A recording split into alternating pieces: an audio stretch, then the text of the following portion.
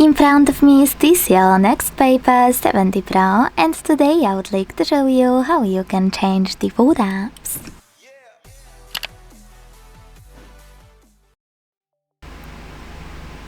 First of all, you need to launch settings and scroll to tap on apps section available here. Now, scroll a tiny bit to choose default apps and decide which section you wanna manage. For example, I wish to change my browser, so I have to click here on Browser app, tap on Chrome to apply it, and click on the back button. So when I do that, as you can see, my default app has changed.